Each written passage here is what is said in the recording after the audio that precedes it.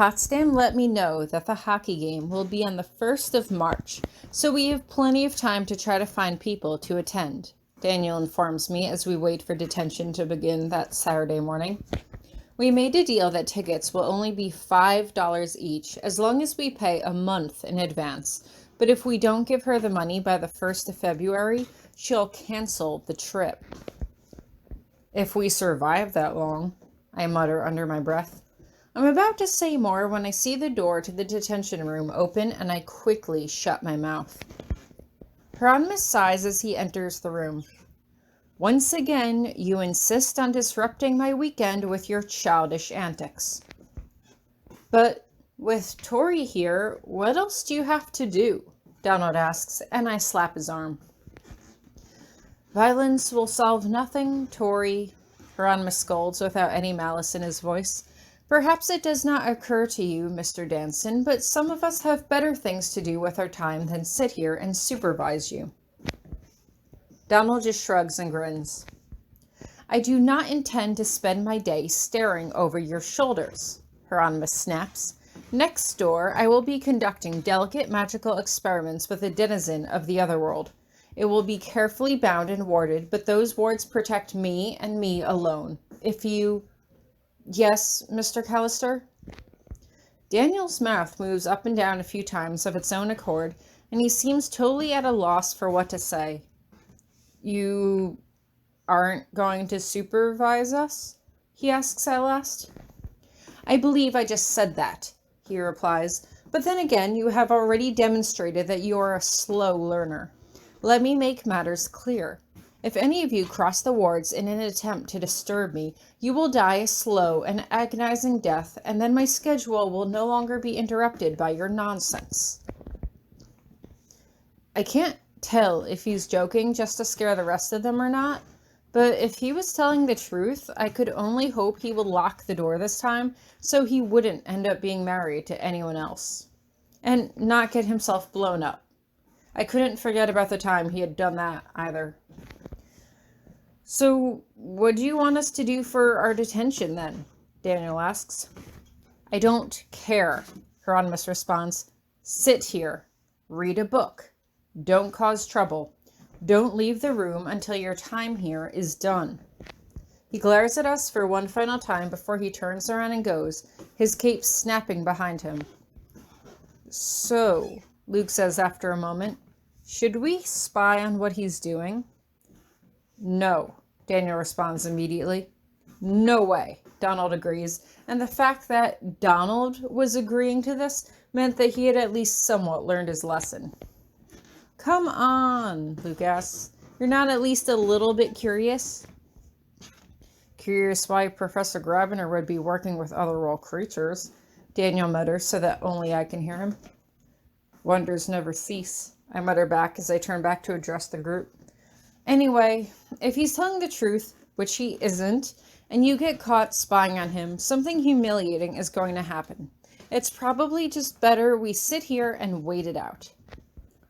She's got a point, Donald agrees. Come on, you don't want to think about Grabiner all day, do you? He glances at me.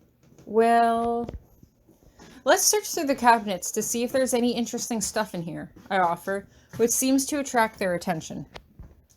We find a bunch of rubber bands and Donald organizes a rubber band war, which Ellen wants no part of, but a few bands end up flying on her side of the room anyway. I at least take the opportunity to recruit Donald, Luke, and Ellen to come to the hockey game with me, which meant that I only had to find a few more people.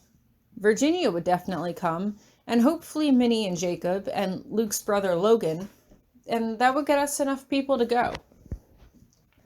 I didn't know what freshman Daniel was going to find, but he was on his own for that. He wanted to demonstrate his leadership ability, and this would have to be a part of that. So, what was all of that about? Daniel asks me as Donald and Luke fling rubber bands back and forth at one another. What was Grabby's whole deal about cavorting with a denizen of the otherworld right next to us? I don't know, I reply. I want to say more, but Daniel keeps going. How can he be so flip about something like that? Daniel asks. Especially knowing what happened to, how can he joke about something like that? Do you think he was joking? I ask as I raise an eyebrow, and Daniel turns back to me seriously. Would he really be so careless as to risk students' lives that way? Daniel asks. I remember that he had once before, but then again, it was Potsdam who had set him up and put him in that situation. Hieronymous might not be so careless, but Potsdam definitely wouldn't mind culling another wild seed or two.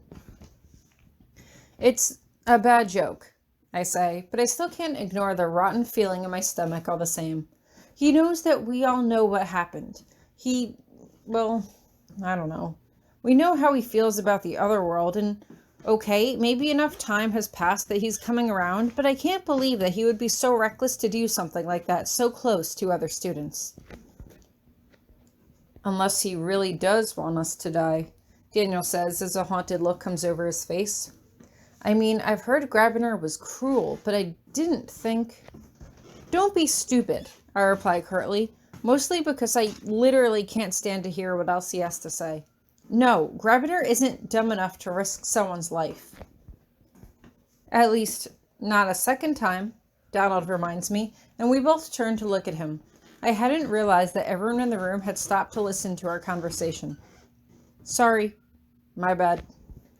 Maybe we should talk about something else, Ellen volunteers, and we all sit around practicing black magic on the rubber bands until time for detention is usually over. We all head to an early dinner after that, and I let them go back to the dorms together as I return to my room. I wasn't sure what I was going to say to him, and I still don't have a plan in mind as I get home. He's already there, reading a book at his desk. He seems to be in a better mood as his lips quirk up in a small smile as he sees me enter. Did you have fun entertaining yourself in detention this afternoon? He asks. I stand there for a moment in the doorway, not sure what I should say or do, before I just head into the bathroom. I take a shower, my mind strangely numb and void of thoughts. I was the person who overthought everything, but my brain was quiet. It felt like a part of me was running on low power, so I just went through the motions of taking a shower without thinking about what I was going to say when I got out. I stay in there for as long as I possibly can, but I was going to have to get out eventually. I use a spell to dry myself off and throw on the pajamas I kept in the bottom cabinet before I fluff my hair up behind me and open the door. Hieronymous is still at his desk reading, and I head straight for the bed. Tori, what's wrong? I can't quite read his tone, but I don't even look at him as I just get into bed, pulling the covers around me. I fluff up the pillow, my movement's a bit stiff since I know he's watching me, but I try to make my motions seem unaffected as possible as I lie down and close my eyes, preparing to sleep. The silent treatment? Hieronymous muses. This is new. He was trying to joke. Again. Did he not realize how much of what he said had upset me before? I didn't think he was actually contacting otherworld spirits while we were in detention, but at the same time, couldn't he realize that that was a sensitive topic for me?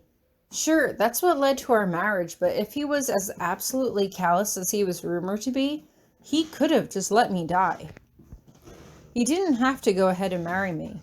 He could have refused, and the Manus could have claimed my life and my soul. Then who knows where I would be now? If your soul gets sucked away, do you cease to exist?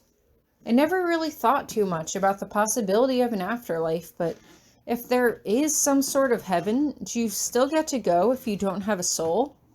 Or are you eternally condemned to an eternity of nothing? I can't help but shiver under the covers. Maybe Hieronymous is still watching me. Maybe he went back to his book, but I can't bring myself to look at him. I was hurt, and maybe he didn't understand why, but I didn't want to explain it to him. He should just know that his comments were insensitive and apologize for it. Of course, that's what relationships were supposed to be about, though, right? Compromise and communication. I should have entered the room and told him that I was upset because he joked about repeating the circumstances that almost led to my untimely death. But at the same time, Hieronymous was an adult. He should know better, and I couldn't fault myself for wanting space from him after that. Maybe my silent treatment would actually cause him to stop and think about what he said so he could apologize. Either way, I didn't want to think about this anymore. I'd always heard that you should never go to bed angry at your spouse, but I wasn't angry. I was disappointed, and in a way, that was almost worse. I quickly put 2 fingers on my forehead and used a sleep spell to knock myself out.